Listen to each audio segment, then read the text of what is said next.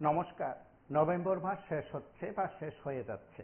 আগামীকাল ১ ডিসেম্বর বা এই সময় পর্যন্ত রাজ্যের শিক্ষক কর্মচারী অবসরপ্রাপ্ত সকলের কাছে একটি গুরুত্বপূর্ণ বিষয় ছিল।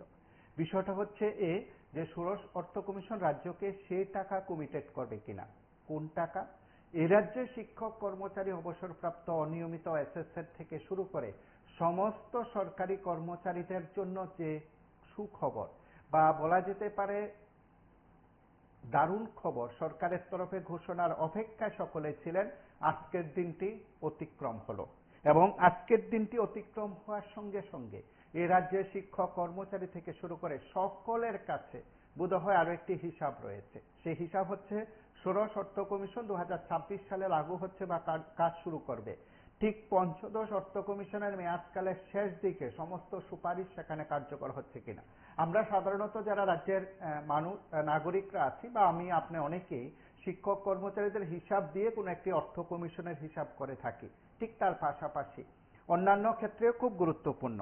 আমরা রাজ্যের শিক্ষক কর্মচারী সকল অংশের মানুষের কাছে যে বিষয়গুলো প্রায় প্রতিদিন তুলে ধরার চেষ্টা করি, সেটা হচ্ছে তাদের পাওনাকড়ি মিটিয়ে দেওয়ার বিষয়।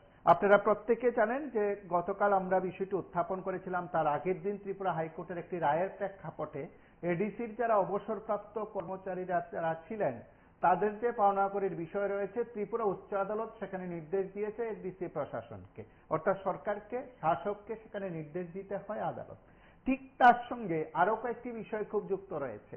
আর সেটা হচ্ছে যে রাজ্যের যারা এসএসএ শিক্ষক কর্মচারীরা আছেন, শিক্ষকদের যে ইতিবাচক রায় ত্রিপুরা হাইকোর্ট দিয়েছে, তার রায়ের বিরুদ্ধে বা সেই রায় কার্যকর না করে, রায় না মেনে সুপ্রিম কোর্টে এসএলপি করেছে রাজ্য সরকার। সেদিক থেকে একটি বিষয় রয়েছে।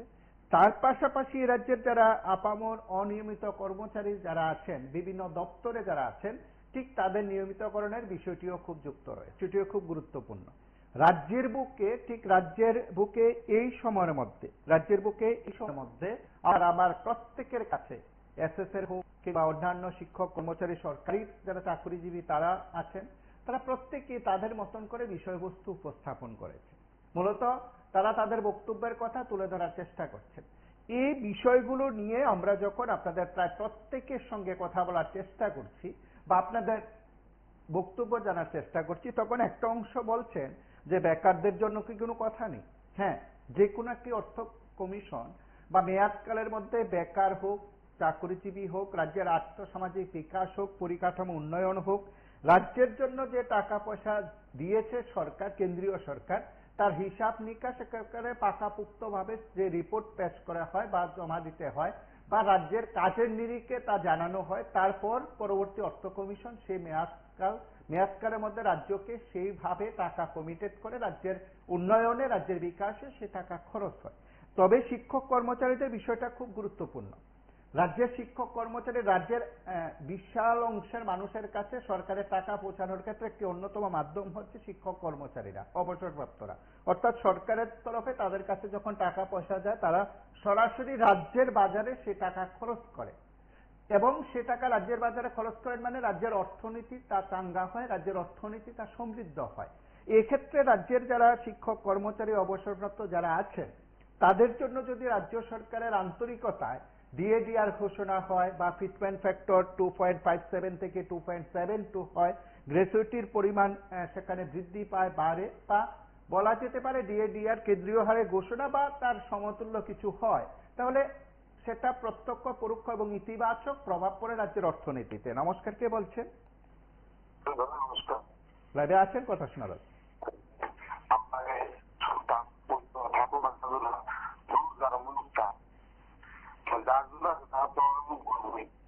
প্রত্যেকটা সেক্টর, প্রত্যেকটা ডিপার্টমেন্ট, প্রত্যেকটা সেক্টরে, প্রত্যেকটা সংস্থই পাবলিককে যে যেখানে আছে, পাবলিক বা সুযোগ সুবিধা লেগে সবার কাছে কর্মচারী, সাধারণ মানুষ, শিক্ষক, কর্মসংগঠন, সংগঠিত ক্ষেত্রে, অসংগঠিত ক্ষেত্রে প্রত্যেকটা মানুষের বিপদের কাছে একটা বাঁচার উপায় কেউ চিন্তা করতে পারতো না। সব বংশের মানুষ শেষ করে দিল। মানুষের মধ্যে কিছু রাখতে হবে, মানুষের ভাষায় হাহাকার করে হাহা করে মরবো, এই উদ্দেশ্য আছে। দেশের মানুষ অন্য বুঝতে পারতো না, সামনে সামনে কি হইব, খুবই চিন্তার বিষয়। সামনের দিকে খুবই ভয়ঙ্কর। আমরা কিন্তু বাংলাদেশের চিন্তা থাকি না, কিন্তু শতকরা 100-10 ভাগ সাতাশ মানুষ শরীর ভুগতে আছে বিভিন্ন দিক দিয়ে, অর্থ সম্পদ টাকা করি সব দিক দিয়ে। আনন্দের মানুষ শেষ হয়ে গেল না, দেশের মানুষ সন্তান পাচ্ছে না সামনের দিনগুলি কেমন কাটাইব। একটা বাঁচানোর উপায় এটা উল্টায় অবস্থা। ঠিক আমরা অনেকেই আছি, আপনাদের অনেকের সঙ্গে আমাদের কথা হয়, নিয়মিত কথা হয়, আমরা নিয়মিত কথা বলি, আপনারা আপনাদের মনের কথাই অনুষ্ঠানে বলেন। ঠিক তেমনি রাজ্যের যারা শিক্ষক কর্মচারী আপামর যারা নাগরিকরা আছেন তারাও তাদের মনের কথাগুলো বলছেন। তারা বলছেন যে সপ্তম বেতন কমিশন হুবহু লাগু হয়েছে, এই প্রচার যারা করছেন তারা বলছেন ফিটমেন্ট ফ্যাক্টর তো 2.57 আটকে আছে, সেখানে তো 2.72 হয়নি। যারা এসএসএ শিক্ষকরা যারা আছেন তারাই বলছেন নিয়মিতকরণের দাবি এসএলপি প্রত্যাহার করতে হবে, তারা তাদের বক্তব্যের কথা তুলে ধরেন। ঠিক যারা আমাদের সঙ্গে নিয়মিত যারা থাকেন, সাধারণ মানুষ যারা থাকেন, বেকাররা যারা থাকেন, তারাও তাদের বক্তব্যের কথা তুলে ধরেন, তারাও তাদের বক্তব্যের বিষয়গুলো উপস্থাপন করেন। আপামর জনগণের কাছে আমরা কয়েকটি বিষয় যখন তুলে ধরার চেষ্টা করি, আপনাদের মতামত জানার চেষ্টা করি, তখন অনেকে বলেন যে হ্যাঁ এটাই তো সরকারের কাছে পৌঁছে দেওয়া দরকার। আমরা বারবার বলছি রাজ্যের জনগণের যে কথা সেই কথা আমরা তুলে ধরি। রাজ্যের অর্থনীতিকে চাঙ্গা করতে গেলে শিক্ষক কর্মচারী অবসরপ্রাপ্ত তাদের যে চাহিদা সে চাহিদা বা তাদের যে পাওনা করি তা মিটিয়ে দিলে রাজ্যের অর্থনীতি চাঙ্গা হবে। সহজ সরল ভাষায় যারা রাজ্যের অর্থনীতি সম্পর্কে বুঝেন বা বোঝার চেষ্টা করেন বা উপলব্ধি করেন তারাও কথাগুলো বলছেন। তার সঙ্গে রাজ্যের বেকারদের কথা বলা হচ্ছে, সরকারি চাকরিজীবীদের কিছু দিলে যে বেকারদের সেখানে ক্ষতি হয় সেটা সাধারণভাবে অনেকে সেটা ব্যাখ্যা করতে চান, কিন্তু সেটাও ঠিক নয়। প্রকৃত ঘটনা কি? প্রকৃত ঘটনা হচ্ছে দপ্তর থেকে যারা অবসর গ্রহণ করছেন সেই শূন্য পদ পূরণ করার দায়িত্ব কার? অবশ্যই সরকারের। এবং নতুন পদ সৃষ্টি করার দায়িত্ব কার? অবশ্যই সরকারের। সেই সঙ্গে যারা চলমান কর্মচারী আছেন, যারা প্রক্রিয়ার সঙ্গে যুক্ত রয়েছেন, দপ্তরগুলো সচল রাখছেন, দপ্তরের কাজকর্ম যারা করছেন, ঠিক তাদের জন্য চাহিদা মোতাবেক যে বিষয়গুলো যুক্ত রয়েছে সরকারের নির্দেশিকায় কথা মতো সেগুলো পূরণ করতে হয়। এখন অনেকে বলছেন যে কেন্দ্রীয় হারের বিষয়, রাজ্যে শিক্ষক কর্মচারীদের দাবি দীর্ঘদিন ধরে সেই বিষয়টি যুক্ত ছিল। যারা রাজ্যে শিক্ষক কর্মচারী অবসরপ্রাপ্ত আছেন তারা দীর্ঘদিন ধরে রাজ্যে বেতন কমিশনের দাবি করছেন। বামপন্থ সরকারের সময়ে অভিযোগ ছিল, বা বলতে পারেন মানিক সরকারের নেতৃত্বাধীন বামপন্থ সরকারের সময় বড় অভিযোগ ছিল যে রাজ্যে শিক্ষক কর্মচারী অবসরপ্রাপ্তদের বঞ্চিত করা হচ্ছে বেতন কমিশন গঠন না করে। সেখানে পে রিভিউ কমিটি গঠন করা হয়েছে এবং নানা দিক থেকে বৈষম্য রয়ে গেছে, সেই বৈষম্য দূরীকরণের কোনো উদ্যোগ নেই। যখন বিজেপি সরকার প্রতিষ্ঠিত হলো রাজ্যে প্রথম একটি দৃষ্টান্ত সেখানে সরকার রেখেছে, এটা সত্য।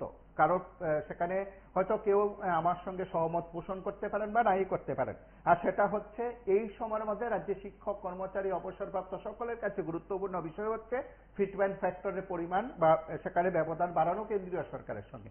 এটাও ঘটনা যে কেন্দ্রীয় সরকার যেখানে 2.72 দিচ্ছে রাজ্যের ক্ষেত্রে সেটা 2.57, এতটুকু সব ঠিক থাকলেও ফিটমেন্ট ফ্যাক্টরের সেখানে ব্যবধান বা চাপ বৃদ্ধি করা হয়েছে। রাজ্যের ক্ষেত্রে শিক্ষক কর্মচারী অবসরপ্রাপ্ত সকলের কাছে বিষয়টি খুব গুরুত্বপূর্ণ, দারুণ বিষয় এই রাজ্যের কর্মচারীদের ক্ষেত্রে। কিন্তু এটাও তো ঘটনা এই রাজ্যের শিক্ষক কর্মচারীরা শুধু গ্র্যাচুইটি সহ বিভিন্ন বিষয়গুলো বলছেন তা নয়। শিক্ষক কর্মচারী যারা আছেন, আমার কথাগুলো যারা শুনছেন অনেকে সহমত পোষণ করবেন। বামফ্রন্ট সরকারের সময় আপনারা যারা চিৎকার করে বঞ্চনার কথা বলছিলেন, এই সরকার এসে রাতারাতি ডিরেক্টে বলতে পারেন কয়েক ঘন্টার মধ্যে, কয়েকদিনের মধ্যে, কয়েক মাসের মধ্যে আপনাদের বঞ্চনা দূর করে। আপনারা বলছেন আজকে যারা রাজপথে নামছেন তারাই হয়তো কোনো একদিন বলছেন যে সেখানে মিছিল মিটিং করতে হয় না। রাজ্যের মুখ্যমন্ত্রী বলেন, অর্থমন্ত্রী বলেন, রাজ্যের শাসক শিবির বলেন, কিন্তু যারা মিছিল মিটিং করছেন তারাও কিন্তু সরকারের কাছে বিষয়গুলো উপস্থাপন করেছেন খুদ রাজধানীর বুকে কর্মসূচি। আবার তারাই সরকারে দিয়ে ঘোষণার পর তাদের মধ্যে একটা অংশ সেখানে সরকারকে অভিনন্দন জানিয়ে মিছিল করেন, এটাও যেমন ঘটনা। আবার পাওনা করির বিষয় নিয়ে তারা রাজপথে নামেন, তারা কথা বলেন, তাদের বক্তব্যের কথা তুলে ধরেন। আজ খুব জোরালো হচ্ছে রাজ্যের বিভিন্ন জায়গার বক্তব্যগুলো, সেটা হচ্ছে এক দেশ এক বেতন কাঠামো। অনেকগুলো বিজেপি শাসিত রাজ্য আছে যেখানে কেন্দ্রীয় হারে ডিএ দেওয়া হয়। আবার বামপন্থীদের শাসন চলছে কেরালায়, বা পশ্চিমবঙ্গে তৃণমূলের শাসন চলছে। অন্যান্য আরো বেশ কয়েকটি রাজ্য রয়েছে, কোথাও কোথাও বিজেপিও আছে, সেখানে রাজ্যগুলোতে সেভাবে যেখানে রাজ্যগুলোতে সেইভাবে অর্থাৎ কেন্দ্রীয় হারে ডিএডিআর দেওয়া হয়েছে তার দৃষ্টান্ত নেই। এক্ষেত্রে কেরল, পশ্চিমবঙ্গ, ত্রিপুরার কথা বলা হচ্ছে। বিজেপি শাসিত রাজ্য যেমন দৃষ্টান্ত রেখেছে কেন্দ্রীয় হারে ডিএডিআর দিয়ে বা অন্যান্য সুযোগ সুবিধা দিয়ে, আবার বিজেপি শাসিত অর্থাৎ ডাবল ইঞ্জিনের ত্রিপুরাও তার দৃষ্টান্ত রেখেছে। এখনো 22% ডিএডিআর ব্যবধান বা পাওনা রয়েছেন এই রাজ্যে শিক্ষক কর্মচারী অবসরপ্রাপ্তরা। নমস্কার, কে বলছেন? লাইনে আছেন, কথা শোনা যাচ্ছে। আপনার বক্তব্য রাখুন। আমরা আপনাদের কাছে শুধু বিষয়টি উপস্থাপন করেছি, যারা এডিসির অবসরপ্রাপ্ত কর্মচারীরা যারা আছেন তারা তাদের পাওনাগড়ির কথা বলেছেন। সর্বশেষ ত্রিপুরা উচ্চ আদালতের কি রায়, আমরা আইনজীবী পুরুষোত্তম রায়বর্মনের কাছ থেকে শুনব।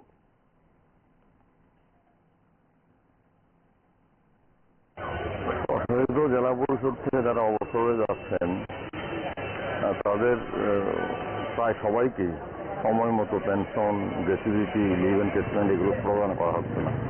যদিও আইনের নির্দেশ হচ্ছে অবসর গ্রহণের 30 দিনের মধ্যে সমস্ত অবসরকালীন প্রাপ্য প্রদান করতে হবে। এর মধ্যে আছে পেনশন, মাসিক পেনশন, গ্র্যাচুইটি, লিভ এনকেজমেন্ট। কিন্তু এডিসির ক্ষেত্রে এই জিনিসটা হচ্ছে না। যারা এই গতকাল যে মামলা হলো সেই মামলায় 5 জন, তারা তো 1 বছর পূর্বে রিটায়ার করেছিলেন। পাওয়ার কথা সমস্ত কিছু 30 দিনের মধ্যে, তারপরে দেওয়া হয়নি। বারবার আবেদন করেও জেলা পরিষদ কর্তৃপক্ষের কাছে কোনো সুরাহা পাওয়া যায়নি। তারপর এই জুলাইয়ের 2024-এর জুলাইয়ে তারা মামলা করলেন।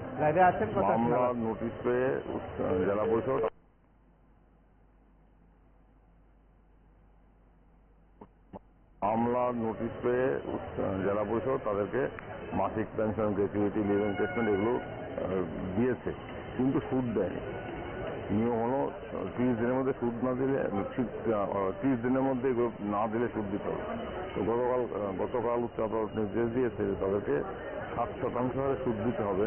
অবসরকালীন প্রাপ্যগুলো প্রদানের ক্ষেত্রে 1 মাসের মধ্যে দিতে না পারার জন্য 7% সুদ দিতে হবে এই নির্দেশ দেওয়া হয়েছে।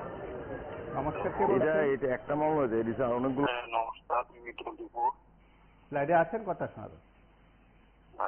আসলে তো লাভ আর ক্ষতির ব্যাপার কি, তারা তো বলেছে 2018 করে সপ্তম পেনশন দিবে, ঘরে চাকরি দিবে, তাহলে কথা কেন আসে না বলে?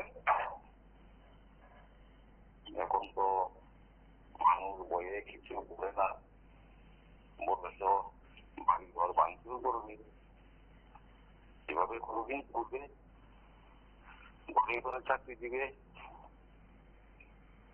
তারপরে বিহারে দিয়েছেন প্রত্যেক মহিলাদেরকে 10,000 করে দিকে। ওখানে নিউজ চ্যানেলে দেখছি 10,000 করে পাচ্ছে না, মহিলারা লাইন ধরছে। এই 5 তারিখ হলে ত্রিপুরাতে বিজেপি সরকার আসছে। এভাবে কতদিন চলবে? কারণ তারা তো মানুষের বুঝছে না, বুঝছে কিনা তারা চুরি করে আসছে। কিন্তু এবার তো একদিন এমন অবস্থা হবে যখন আমার ভাত থাকবে না, আমার বাচ্চাদেরকে ভাত খেতে দিতে পারবো না, আমার রোজগার বন্ধ হয়ে যাবে, তখন তো মরণ বাঁচানোর চিন্তা করবো না আমি। তখন তো ওই আমাকে মারবে আমি বিরোধী করলে, কারণ তাদের আচরণে আমি বিজেপিকে সমর্থন করি না। এখন 2018-তে সমর্থন ছিলাম, কিন্তু ওখানে তাদের যে কার্যকলাপ আমি তাদেরকে ঘৃণা করি। এখন আমি যারা বিরোধী আছে তারা সৎ পথে আছে, তার জন্য আমি তাদের পক্ষে আছি। যারা সৎ পথে আছে তাদের পক্ষে আছি। কারণ যেটাতে লেখা আছে সৎকর্ম করো, অসৎকর্ম সঙ্গ ছাড়ো। তাহলে আমি অসৎ পথের সঙ্গ ছেড়েছি। আমি আজকে বিরোধীদের পক্ষে আছি, কারণ বিরোধীরা এরকম কাজ করছে। 2018 আগে মানুষের বিপদে দাঁড়িয়েছে, একদম বিপদে পড়লে ওনার পাশে গিয়ে দাঁড়িয়েছে। চিকিৎসা হোক, অর্থনৈতিক ব্যাপার হোক, সমস্ত বিপদে বিরোধীরা এগিয়ে এসেছে। চিকিৎসা করতে পারছে না, তাদেরকে একটু সাহায্য করো। দিয়ে যারা করেছে সিপিএম কংগ্রেস, বিশেষ করে সিপিএম, কোন ছেলেরা যদি কোনো ভুল করেছে তাদেরকে ফাঁকি বসে নিয়ে যেতে বলে দিত যেসব ভুল করবে না, আমাদের পার্টির নির্দেশ অনুসারে চলতে হবে, যদি ভুল করো তাহলে আমাদের পার্টি করতে পারবে না, পার্টি থেকে বহিষ্কার। আমার এই জিনিসটি খুব ভালো লাগবে, তার জন্য দাদা আমি সিপিএমকে ভালোবাসি। 2018 পরে আমি 2018-তে বিজেপিকে উঠতে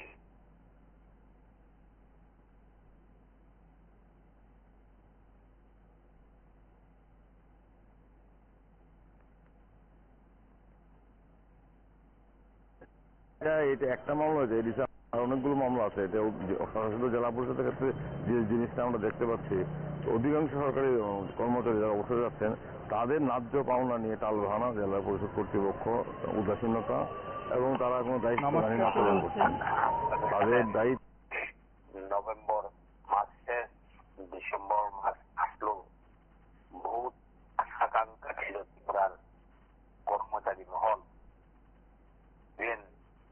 আরো অনেক কর্মচারীর সঙ্গে তো জড়িত অনেক লোকই থাকেন, সেগুলিকে তাকিয়ে আসলেন যে কখন কর্মচারীদেরকে দেওয়া হবে, কর্মচারীদেরকে যদি এই যে সমস্ত পাওনা দাওনা মিটিয়ে দেওয়া হয় তাহলে বাজার হাট একটু গরম হবে। আসলে কর্মচারী যখন একটু বেতনটা বেশি পায় তখন বাজার হাট একটু গরম হয়, সমস্ত ব্যবসায়ী গরম হয়। সেই আশাটুকুর মধ্যে আমার মনে হয় জল ঢেলে দিয়ে বিজেপি সরকার। এই বিজেপি সরকার আমার মনে হয় কেন্দ্রীয় গভর্নমেন্টের বিজেপি সরকার নয়, ত্রিপুরাতে যে বিজেপি সরকার, কংগ্রেসের বিজেপি সরকার আমার মনে হয়। মোটামুটি যে কংগ্রেস বিজেপি আছে সেই কংগ্রেস বিজেপি, কংগ্রেসের আদর্শ কংগ্রেসের মধ্যে দুষ্কৃতিকারী কংগ্রেস যে সেই দুষ্কৃতিকারী কংগ্রেস বিজেপি। আদর্শ কংগ্রেসের চিন্তাভাবনা সেরকম নীতি না। আদর্শ কংগ্রেসের কিন্তু নিয়ম মানা ছিল, সুধীর মজুমদার উনি থাকতে উনি সামনে আগে কমিশন দিয়ে দিয়েছিল, কর্মচারীদের পাওনা দাওনা শুরু হওয়ার আগে তো সুধীর মজুমদারের কিন্তু মিটিয়ে দিয়েছিল।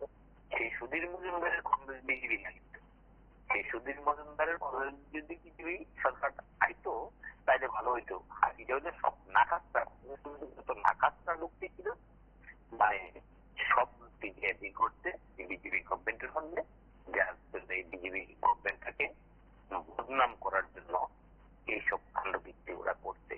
আর নিজেদের পকেট বাড়ি করছে, পকেটটাকে যত বাড়ি করা যায়, যত রকমের সোর্স মানে থেকে আরম্ভ করে সমস্ত টাকা পয়সা কিভাবে লুট করে নেওয়া যায় সেই চিন্তাধারাটাই কিন্তু এই বিজেপি গভর্নমেন্ট করছে। আমরা প্রকরণ করে এই কথাটা বললে আমার মনে হয় অন্যায় হবে না, কারণ কর্মচারীদের দেওয়ার মানসিকতা কিন্তু নেই।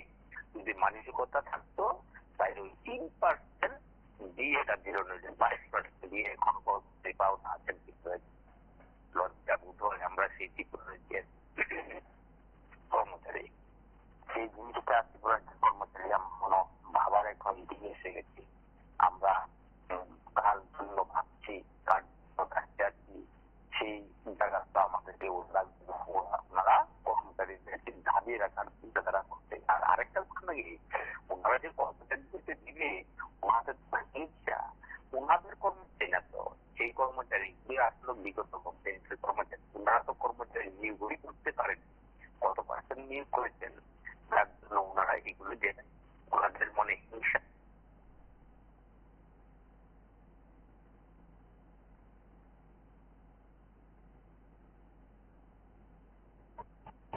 তাদের দায়িত্ব হচ্ছে আইনের নির্দেশ হচ্ছে 30 দিনের মধ্যে সমস্ত কিছু পরিশোধ করা। যারা করছেন না 1 বছর, 1.5 বছর, 2 বছর, যখন মামলা করছেন আদালতে নোটিশ যাচ্ছে তখন তারা পেনশন এগুলো দিচ্ছেন, অনেক ক্ষেত্রে দিচ্ছেন না, আবার দিলেও সুদ দিচ্ছেন না। তাই কালকে একটা মামলা এই ধরনের রায় হলো যে 7% হারে সুদ দিতে হবে। 16 সাল থেকে ডিসেম্বরের 14 তারিখ টেট টিচাররা রাজ্যে শিক্ষকতায় এসেছেন। ওই দিন থেকে আমাদের দাবি ছিল প্রথম দিন থেকে যেন আমাদের নিয়মিত বেতনক্রম দেওয়া হয়, কিন্তু দুর্ভাগ্যের হলো সত্যি ওই সময়কার যিনি প্রাক্তন মুখ্যমন্ত্রী সম্মানিত আমাদের মানিক সরকার মহোদয়, উনি কিন্তু আমাদেরকে ফিক্সড পে দিয়েছেন, যেটা ভারতে কোথাও নেই। আজকে বামপন্থী ফ্রন্ট সরকার কেরালাতে বলুন, আর আমাদের যারা ডানপন্থী ফ্রন্ট সরকারগুলি আছে পশ্চিমবঙ্গ বলুন আর উত্তরপ্রদেশ বলুন, কোথাও টেট টিচাররা 5 বছরের ফিক্সড পে পদ্ধতির মাধ্যমে আনা হয় না, কিন্তু ত্রিপুরাতে করা হয়েছে। আজকে দুর্ভাগ্যের হলো সত্যি 8 বছর হয়ে গেল, কিন্তু আজ পর্যন্ত সেই ফিক্সড পে তুলে দেওয়ার কোনো সিদ্ধান্ত বর্তমান সরকারও করেননি। এটা আমরা মর্মাহত, এবং আমরা আজকের এই দাবিতেও ওনার কাছে এই জিনিসটা বোঝানোর চেষ্টা করছি যে শিক্ষকরা যেহেতু জাতির মেরুদণ্ড, এখানে আপনাকে মানসিক এবং শারীরিকভাবে যেন শিক্ষকরা সক্ষম থাকে, তার জন্য তাকে ন্যূনতম বেতন না দিয়ে একটা মর্যাদাপূর্ণ বেতন আপনারা দেবেন, যার ফলে একটা শিক্ষক যখন গন্ডাছড়ায় গিয়ে চাকরি করেন, সেখানে ঘর ভাড়া থেকে শুরু করে রাজ্যের প্রত্যেক দিন দেখবেন বিভিন্ন শিক্ষকরা তার দুর্বিষহ অবস্থার কথা আপনাদের সামাজিক মাধ্যমগুলিতেও লিখছে। এই অবস্থা থেকে দূরীকরণের জন্য মাননীয় মুখ্যমন্ত্রীর কাছে আমাদের আবারও আবেদন, আপনি অচিরেই এই ফিক্সড পে প্রথা বন্ধ করবেন। রাজ্যে এটা একটা অভিশপ্ত সময় গেছে, যারা এই ফিক্সড পের মধ্যে আছেন তারাই বুঝতে পারেন, এবং তার জন্যই আজকে আমাদের এই আবেদনের মধ্যে, স্মারকলিপির মধ্যে আমরা মুখ্যমন্ত্রীর কাছে সেই দাবি তুলে দিয়েছি। আপনারা জানেন ভারতবর্ষের বিভিন্ন রাজ্যে গ্রেড পে, শিক্ষকদের যে গ্রেড পে আছে বা কর্মচারীদের, সেখানে ত্রিপুরাতে গ্রেড পে অনেক নিচে নামানো হয়েছে। আমাদের এখানে গ্রেড পে গ্রাজুয়েট টিচারদের 28,2,800 টাকা, কিন্তু ভারতবর্ষের অন্যান্য জায়গায় 4,600 টাকা। এই যে ডিফারেন্সটা, এটা একমাত্রই এই যে কমিশন হবে, কমিশন করলে পরে সেই ডিফারেন্সটা ঘোচানো যায়, এবং যে অর্থ কমিশন বসানো হয়, এবারে আবার অর্থ কমিশন বসবে, আবার যদি এখন না করা হয় আবার 5 বছর রাজ্যের কর্মচারী শিক্ষকরা বঞ্চিত হবেন। আমরা এই বঞ্চনা চাই না। আপনারা এর মধ্যে এই কমিশন বসিয়ে আমাদের এই গ্রেড পে ডিফারেন্সগুলি দূর করুন। ভারতবর্ষের সঙ্গে এক তালে চলার জন্য আমরা রাজ্যের মাননীয় মুখ্যমন্ত্রীর কাছে অনুরোধ করছি, আপনি যেহেতু শিক্ষিত মানুষ, আপনার বিবেক বুদ্ধি রয়েছে, আপনি কর্মচারী ছিলেন, আপনি নিশ্চয়ই বুঝতে পারছেন আমাদের মনের কথা। সেই কথাগুলিকে আপনার কাছে জানানোর জন্য আমরা, এবং ইতিমধ্যেই উনি 3% দিয়ে দিয়েছেন, আমরা তার জন্যও ধন্যবাদ জানাই, কিন্তু আরো 22% দিয়ে বকেয়া, এবং সেই বকেয়া যদি থেকে যায়, পূর্বতন সরকার যেভাবে বকেয়া রেখে গিয়ে আজকে কর্মচারীদের বঞ্চনা করেছিলেন, আপনি সেই পথে হাঁটবেন না বলে আমরা বিশ্বাস করি। আপনারা শুনলেন সেখানে শিক্ষকদের অভিমত ত্রিপুরা টেট টিচার্স ওয়েলফেয়ার অ্যাসোসিয়েশনের তরফে রাজ্যের মুখ্যমন্ত্রীর উদ্দেশ্যে সেখানে স্মারকলিপি দেওয়া হয়েছে। তারপর তারা সম্প্রতি মহাকরণে সংবাদ মাধ্যমের মুখোমুখি হয়ে কথা বলছিলেন। তারা যে বিষয়বস্তু উপস্থাপন করেছেন, তাদের তরফে যে বক্তব্য ছিল, সেখানেও ছিল বিগত সরকারের সময়ে এই বৈষম্য দূর করা হয়নি, আর বৈষম্য দূর করা হয়নি বলে সেখানে তারা বঞ্চনার শিকার এবং বঞ্চিত রয়েছেন। এখনো রাজ্যে শিক্ষক কর্মচারী সহ যারা আছেন, আমাদের সঙ্গে যারা কথা বলেন এবং নিয়মিত যারা নিজেদের বক্তব্যগুলো তারা তুলে ধরেন, তারাও সেই কথাগুলো বলছিলেন। শুধু তাই নয়, বিভিন্ন সময় এডিসির অবসরপ্রাপ্তরা হোক, সমগ্র শিক্ষা বা এসএসএ শিক্ষক কর্মচারীরা হোক, বা অন্যান্য যারা আছেন, তারা তাদের বক্তব্যের কথা তুলে ধরেছেন। কখনো দাবি করেছেন নিয়মিতকরণের, কখনো দাবি করেছেন কেন্দ্রীয় হারে তাদের সমস্ত সুযোগ সুবিধা দেওয়া হোক, কখনো দাবি করছেন এডিসির অবসরপ্রাপ্তরা দাবি করছেন রাজ্য সরকারের ন্যায় রাজ্য সরকারের কর্মচারীরা যেখানে অবসরকালীন সুযোগ সুবিধা পাচ্ছেন, এডিসির কর্মচারীদের সেই সুযোগ সুবিধা দেওয়া হোক, বিষয়গুলো তারা তুলে ধরছেন। অর্থাৎ পাওনাকড়ির কথা বলছেন। এই পাওনাকড়ির বিষয়গুলো নিয়ে আমরা যখন আপনাদের সঙ্গে মিলিত হই, তখন বিভিন্ন জন বিভিন্নভাবে তার ব্যাখ্যা করেন। একটি ব্যাখ্যা খুব গুরুত্বপূর্ণ, আর সেটা হচ্ছে এই বঞ্চনা যদি জিয়ে থাকে বা এই বঞ্চনা যদি চলতে থাকে, তাহলে পরবর্তী অর্থ কমিশনও পরবর্তী অর্থ কমিশনের মেয়াদকালেও বঞ্চিত থাকবেন এই রাজ্যের শিক্ষক কর্মচারীরা। অবসরকালীন অনেক টাকা তারা কম পাবেন, কেন্দ্রীয় সরকারের শিক্ষক কর্মচারীদের সঙ্গে তুলনা করে সেই হিসাবগুলো করা হয়। বিভিন্ন সময় রাজ্যে শিক্ষক কর্মচারী অবসরপ্রাপ্ত সংশ্লিষ্ট সকলের বক্তব্য রয়েছে, তারা সংবাদ মাধ্যমের মুখোমুখি হয়ে বক্তব্য রেখেছিল, এবং তাদের বক্তব্যগুলো এই অনুষ্ঠানে শুনবো। আপনাদের কথা শুনবো। রাজ্যের বিভিন্ন জায়গা থেকে আমাদের সঙ্গে রয়েছেন, আপনারা আমাদের সঙ্গে কথা বলবেন। সাংবাদিক বন্ধুরা, প্রেস মিডিয়া, আমি প্রথমে যে কথাটা বলতে চাইছি সেটা হলো 2023 সালের নভেম্বর মাস থেকে 2024 সাল স্কুল, 2025 সালের অগাস্ট মাস অবধি টোটাল পেনশনে গিয়েছেন 396 জন লোক। আমরা গত মার্চে 18 মার্চ 2025 তারিখে আমরা আমাদের এডিসি পেনশনার কমিটি গঠন করি। গঠন করার পর ফার্স্ট টাইমে আমরা সিএম এর সাথে ডেপুটেশন নিয়ে মিলিত হই। মিলিত হওয়ার পর সিএম আমাদেরকে প্রথমেই বলল যে দেখুন, যেই হারে পেনশনে লোক দিয়েছে সেটা আমরা ভাবতে পারিনি, এত টাকা আমাদের কাছে নেই, আমরা আপনাদের এখন পেনশন দিতে পারবো না, আপনারা অপেক্ষা করতে হবে। তখন আমরা বললাম দেখুন, আমরা আমাদের সারাটা জীবন এই 60 বছর পর্যন্ত আপনাদের কাজ আমরা করেছি, আমাদের কর্মক্ষমতা যতক্ষণ আছে আমরা সহানুভূতির সহিত আমাদের কর্ম করেছি, করে আমাদের দায়িত্ব পালন করে আমরা রিটায়ারমেন্টে এসেছি। রিটায়ারমেন্টে আসার পরে গভর্নমেন্টের একটা নিয়ম কানুন আছে, সংবিধানের বলতে একটা নিয়ম আছে যে 45 দিনের মধ্যে যে লোকটা পেনশনে যাবে তার পেনশন চালু করতে হবে, তার লিভ স্যালারি দিতে হবে, গ্র্যাচুইটি দিতে হবে, প্রমোশনের পয়সা দিতে হবে। আপনার কাছে টাকা আছে কি না আছে সেটা আমার দেখার বিষয় নয়। তখন উনি বলল যে যদি না থাকে, আপনি যদি অপেক্ষা না করতে পারেন তাহলে আইনের দ্বারস্থ হতে পারেন, এই কথাটা বলল। তারপরেও আমরা সহানুভূতির সহিত দ্বিতীয়বার আমরা যিনি সিটিআইডিসি এক্সিকিউটিভ মেম্বার ওনার সাথে আমরা ডেপুটেশন দিই।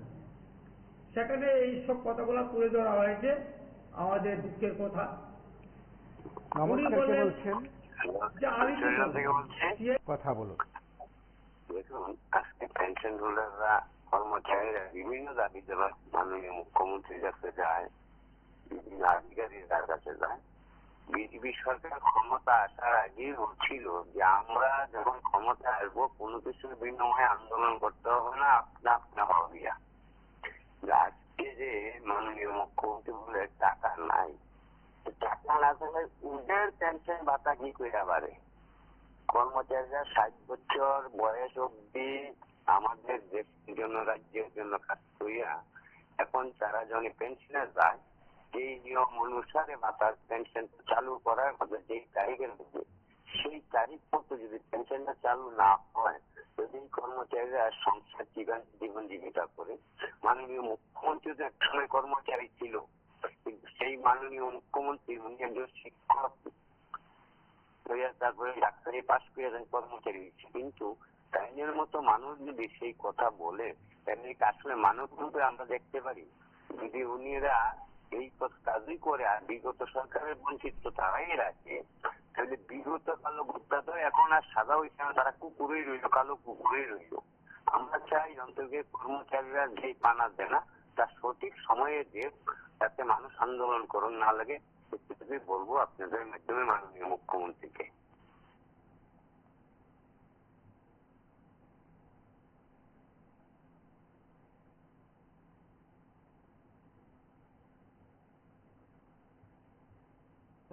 আমাদের মধ্যে যারা যারা পেনশনে গিয়েছে, 60 বছর বয়স হয়েছে, অনেকে 60 বছরের উপর হয়ে গেছে, অনেকে রোগে, বিভিন্ন ক্রিটিক্যাল রোগে আক্রান্ত হয়ে আছে। তবে আমরা আপনাদের কাছে আবারও দ্রুতভাবে রিকোয়েস্ট করব যে যারা অসুস্থ আছেন এদের একটা লিস্ট আপনার হাতে তুলে দিচ্ছি, আপনারা অন্তত তাদেরকে আপনারা পেনশনটা অথবা কিছু টাকা দিয়ে আপনারা আপাতত সাহায্য করুন। পরবর্তী সময়ে আমাদের পেনশন চালু হলে পরে আপনারা তখন ওটা কেটে নেবেন। উনি বলবেন যে আমার নমস্কার, কে বলছেন? দিতে পারবো না। মাননীয় মুখ্যমন্ত্রী কিন্তু কথায় কথায় বলেন বিগত সরকারে আমলে যত সব দুর্নীতি, যত সব মানুষকে ঠকানো সবকিছুই করেছে। উনি যখন যেখানেই কোনো ভাষণ দেন, উনি না শুধু উনার দপ্তরের যত মন্ত্রী নেতা আছেন, থেকে আরম্ভ করে উপরে উপলব্ধি মন্ডল নেতা অব্দি সবাই যখন ভাষণে বলেন যে বিগত গভর্নমেন্টে সব খারাপ ছিল, বিগত গভর্নমেন্টে কর্মচারীদের ঠকাইছে, বিগত গভর্নমেন্টে গন্ডগোল বেশি করছে, বিগত গভর্নমেন্টে খুন খারাপ বেশি করছে, এই কথাগুলি কিন্তু বলেন। মাননীয় মুখ্যমন্ত্রীও কিন্তু এগুলি বলেন। এখন তারা কি কর্মচারীদের কি উপকারটা করলেন একবার বলতে পারবেন কি মাননীয় মুখ্যমন্ত্রী জনসাধারণের সম্মুখে কথা বলুন যে আপনি এই উপকারটা করেছেন। বিগত গভর্নমেন্টের বদনামটা করে আপনি যদি ভালো কাজ করতেন তাইলে তো আপনার এই কথাটা সাহায্য। আপনি কিন্তু বিগত গভর্নমেন্টের থেকে আপনি ভালো কাজ কখনো করেন নাই। আপনি কিন্তু সপ্তম বেতন পে কমিশন আপনি করেননি, অতএব আপনি ভালো কিভাবে হবেন? আপনি কিন্তু প্রতিশ্রুতি ছিল সপ্তম বেতন পে কমিশনের, তার সেটা একটু দিলেন, সপ্তম বেতন কমিশনের ধারে কাছেও আপনি নেই। আপনার বিজেপি গভর্নমেন্ট বিভিন্ন রাজ্যের মধ্যে ভারতবর্ষের বিভিন্ন রাজ্যের মধ্যে কিন্তু হারে সমস্ত সপ্তম বেতন কমিশন দেওয়া হয়েছে। তাহলে আপনি কি করলেন? আপনি তা করতে পারেননি, টাকা রকম দেখালেন। আবার আসলে বলেন আপনাকে কেন্দ্রে গেলে ঝালা ঘরে টাকা দিচ্ছেন, তাই আপনি বড় বড় কথা বলেন, কিন্তু বড় বড় কথা বলে কিন্তু আপনি দেননি।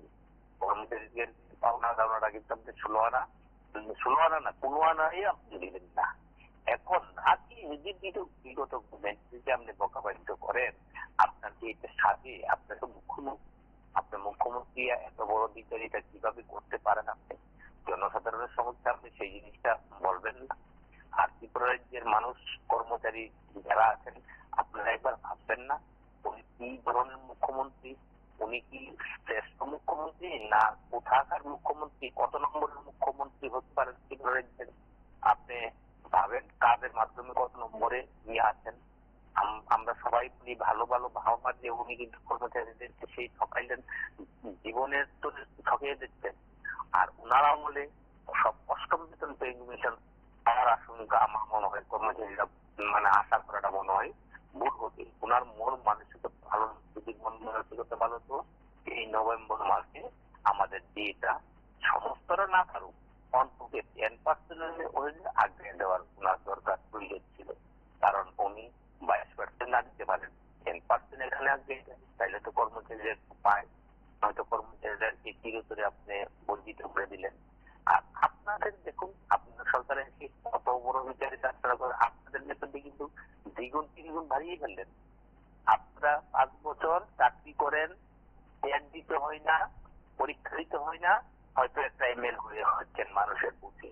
আপনারা চিরদিন সেই টাকা আপনারা 2 ডাবল 3 ডাবল বাড়িয়ে নিলেন। ত্রিপুরা রাজ্যের পয়সাটা কি সবটা ভারতের পয়সাটা কি আপনাদের নিজেদের মনে করে এভাবে নিয়ে গেলেন? একবার ভাবছেন না ভারতবর্ষের মানুষ কিভাবে খেতে পারবে? কর্মচারীদের দিকে যদি আপনাদের আপনাদের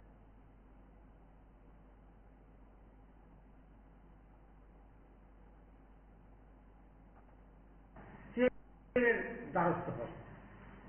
এইভাবে বিভিন্নভাবে আমরা ওনাদের দ্বারস্থ হয়েছি, বিভিন্ন সময়ে 3-4 বার করে ডেপুটেশন দিয়েছি, মিলিত হয়েছি। তারাই আমাদেরকে বাধ্য করেছে কোর্টে কেস করাতে।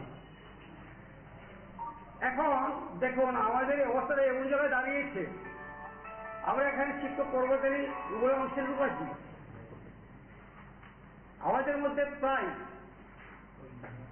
যে 396 জন টোটাল কর্মচারী পেনশনে গিয়েছে এই পর্যন্ত, গত অগাস্ট মাস পর্যন্ত 25-এ। তার মধ্যে আমরা দৌড়ঝাঁপ লাস্ট পর্যন্ত করার পরে প্রদ্যুৎ কিশোর দেববর্মা মহোদয়ের সাথে আমরা প্রথমবার দেখা করি, বিস্তারিতভাবে এই ব্যাপার নিয়ে আলোচনা করি, আমাদের পেনশনের ব্যাপার নিয়ে। তখন তিনি আশ্বাস দেন যে ওয়েট এন্ড সি, আমাদেরকে অন্তত 1 মাস সময় দিন। ঠিক আছে, আমরা 1 মাস সময় দিলাম, অতিক্রম হয়ে গেল, কোনো কিছু হয়নি। তার পরবর্তী সময়ে আবার ওনার দ্বারস্থ হলাম, সেদিন ওনার বার্থডে ছিল, জুলাই 4 তারিখে ওনার বাসভবনে গেলাম, সাক্ষাৎ হলো, ওনার সাথে কথা বললাম। বলার পরে উনি বলছেন আমি দিল্লি যাব, স্বরাষ্ট্রমন্ত্রীর সাথে কথা বলবো, রাজ্য মুখ্যমন্ত্রীর সাথে কথা বলেছি, এই ওনারা টাকা দিলে পরে আপনাদের টাকা দেওয়া হবে। আর এই মাসের মধ্যে আপনারা পেয়ে যাবেন, অন্তত পেনশনটা তো পেয়ে যাবেন, এই কথা বলুন। বলার পরেও দেখা গেল হয় নাই পেনশন। তারপরে আমরা আবার তো উৎযাপ করলাম, করার পরে প্রশাসনের লোকজনের সাথে কথা বললাম, অফিসারদের সাথে কথা বলার পরে ওনারা আমাদের যে পার্শ্ববর্তী রাজ্যের দিকেও যদি আমরা দেখি, সেখানে পার্শ্ববর্তী রাজ্যেও আমাদের যে পেনশন, অনেক টিচাররা আছেন, অনেক কর্মচারী আমাদের এর মধ্যেই রিটায়ার্ডে চলে গেছেন, অনেকে মারা গেছেন। এর সংখ্যাটাও কম নয়, প্রায় নেহাত 500-র কম হবে না। হ্যাঁ, অনেক টিচাররা মারা গেছেন বা অনেক টিচাররা রিটায়ার্ডে চলে গেছেন। আমাদের কোনো প্রভিডেন্ট ফান্ডের কোনো ব্যবস্থা নেই। যে সকল টিচাররা রিটায়ার্ডে বা মারা গেছেন তাদের যে অবস্থা সেটা অত্যন্ত করুণ। কেউ কেউ হয়তো রেগার কাজ করছেন, কেউ হয়তো অন্যের বাড়িতে মজুরি কাজ করছেন, কেউ হয়তো কোনো না কোনো দোকানে কাজ করছেন। এইভাবে তাদের বিভিন্নভাবে সমস্যার সম্মুখীন হতে হচ্ছে। তাদের পরিবার প্রতিপালনের জন্য বিশেষ সমস্যার সম্মুখীন হতে হচ্ছে। তার জন্য আমরা রাষ্ট্রবাদী সরকারের কাছে আশা রাখছি যে আমাদের জন্য পার্শ্ববর্তী রাজ্যগুলিতে যেভাবে এই পেনশন না দিলেও সেখানে একটা 60 বছরের পর তাদেরকে একটা ভাতার ব্যবস্থা করা হয়েছে 10 লক্ষ টাকা, আমাদের রাজ্যের জন্য সেটা করা হয়। এইটুকু বলে সাল থেকে আমরা প্রথমে সর্বশিক্ষা এবং পরবর্তী সময়ে সমগ্র শিক্ষা প্রকল্প নামে আমাদের শিক্ষক এবং অশিক্ষক উভয় অংশেই রয়েছেন, আমরা নিযুক্ত আছি এই প্রকল্পে। এবং আজ দীর্ঘ 21 বছর যাবৎ আমরা এই সমগ্র শিক্ষা প্রকল্পে আমরা সমস্ত ত্রিপুরার বিভিন্ন প্রত্যন্ত অঞ্চলে আমরা কাজ করে আসছি। অসংখ্য ধন্যবাদ। নভেম্বরের হিসাব শেষ, আজকে 30 তারিখ, তো নভেম্বর মাসের হিসাব শেষ। যে স্থানটা আপনারা রেখে মতটা রেখে আপনি নিউজটা করছেন, তার জন্য আপনাদের সবাইকে অসংখ্য ধন্যবাদ। এই রাজ্যের কর্মচারীরা বঞ্চিত আগেও ছিল, এখনো বঞ্চিত। তবে একটা কথা বলতে চাই, হ্যালো, আপনি লাইভে আছেন? হ্যালো, শুনতে পাচ্ছেন? আপনি লাইভে আছেন? হ্যাঁ, বলছিলাম শিক্ষক কর্মচারীরা এই রাজ্যের আগেও বঞ্চিত ছিল, এখনো বঞ্চিত। 8ম বেতন কমিশনের আশায় আপনি আবার চেষ্টা করবেন আমাদের সঙ্গে কথা বলার জন্য। রাজ্যের বিভিন্ন জায়গায় কর্মচারীরা বিভিন্ন সময় বিভিন্ন কর্মসূচিতে অংশ নিয়েছেন। আগরতলায় বেশ কয়েকটি সংগঠন নেতৃত্ব, সাংবাদিক সম্মেলন হোক, বিভিন্ন জায়গায় ডেপুটেশন হোক, তারা তাদের বক্তব্য তুলে ধরেছেন। সেই বক্তব্যগুলো এই অনুষ্ঠানে, আমরা আগের বক্তব্যগুলো এই অনুষ্ঠানে আরো একবার শুনিয়েছি। যারা বলছেন কথাগুলো, যারা বলছেন এই বক্তব্য, যারা ইতিমধ্যে শুনেছেন, আজ আরো একবার শুনেছেন, সরকারের কাছে হয়তো সেখানে বকেয়া ডিএডিআর বিষয় শুধু নয়, অন্যান্য দাবিও রয়েছে। নমস্কার, কে বলছেন? নমস্কার, আমি বলছিলাম আজকে যে বলছেন নভেম্বরের হিসাব শেষ, একদম খুব ভালো লাগলো আজকের এই ব্রেকিং ত্রিপুরার বিবি লাইভ 24 আমি সম্পূর্ণভাবে দেখি, প্রতিনিয়ত দেখি। আর রাজ্য সরকারের দৃষ্টিভঙ্গিতে এই নিউজটা দেখা দরকার। রাজ্যের বর্তমানে যিনি আমাদের বর্তমান মুখ্যমন্ত্রী ডক্টর মানিক শাহকে, ওনাকে শ্রদ্ধা জানাই। ওনার দৃষ্টিভঙ্গিতে আমি বলছি যে রাজ্যের অগণিত শিক্ষক এবং অন্য কর্মচারীদের 8ম বেতন কমিশনের জন্য সরকার যেন দৃঢ় দৃষ্টিতে আমাদের রাজ্যের জিনিসটা পালন করেন। কারণ ভারতবর্ষ কিন্তু ত্রিপুরা বাইরে নয়, ত্রিপুরা রাজ্য ভারতবর্ষেরই একটা রাজ্য। ভারতবর্ষের অন্যান্য রাজ্যে কিন্তু কিছু কথা নেই। তাহলে ত্রিপুরা হয়ে গেছে। সিপিএম যারা ভুল করে গিয়েছে, আমরা জানি ভুল থেকে শিক্ষা নিতে হয়, সেটা আমাদের বাস্তব অভিজ্ঞতা। মানুষ যখন ভুল করে, সেই ভুলটা থেকে আমাদেরকে শিক্ষা নিয়ে নতুন পথে এগোতে হয়। তাহলে যেটা ভুল করে গেছে সেই ভুলটাই কেন, ভুল পথেই কেন আমরা চলবো? এই রাজ্যের শিক্ষিত যারা বর্তমানে যারা শিক্ষিত যারা চাকরি করছে, তাদের অন্যান্য ভারতবর্ষে যে পে স্কেলটা আছে, সেটা কেন ত্রিপুরা একমাত্র ব্যতিক্রম? ত্রিপুরা কেন ব্যতিক্রম হবে? যেটা সিপিএম ভুল করে গেছে, সেটা বর্তমানে আমরা এটাই জানি, আমরা কর্মচারী একটি কথা যে ত্রিপুরা শ্রেষ্ঠ ত্রিপুরা। তাহলে একটা শ্রেষ্ঠ ত্রিপুরা ভারতবর্ষের অবশ্যই সেখানে এক ত্রিপুরা শ্রেষ্ঠ ত্রিপুরার কথা বলা হয়, এক দেশ এক ভারত বলা হয়। ঠিক এই সময়ের মধ্যে এক দেশ এক বেতনক্রম নয় কেন, এই প্রশ্ন উঠতে শুরু করেছে। যেখানে ডাবল ইঞ্জিনের সরকার নিজেদের বক্তব্যগুলো তুলে ধরছেন, সে বক্তব্যের নিরিখেও বলা যেতে পারে যেখানে মুখ্যমন্ত্রী থেকে শুরু করে মন্ত্রী বিধায়ক সকলেরই বেতন ভাতা বৃদ্ধি হয়েছে অন্যান্য রাজ্যের সঙ্গে তুলনা করে। তাহলে অন্যান্য রাজ্যের সঙ্গে তুলনা করে ত্রিপুরা শিক্ষক কর্মচারী অবসরপ্রাপ্ত তাদের কেন সেখানে ডিএ ডিআর বা অন্যান্য সুযোগ সুবিধা দেওয়া হচ্ছে না। এ নিয়ে তর্ক বিতর্ক হতে পারে, পক্ষে বিপক্ষে বক্তব্য থাকতে পারে, যুক্তি থাকতে পারে, কিন্তু পাওনাকুড়ির কথা সকলেই জানেন, সকলে বুঝেন, আর দায়িত্বটা অবশ্যই সরকারের। আজ এ পর্যন্তই। নমস্কার, শুভরাত্রি।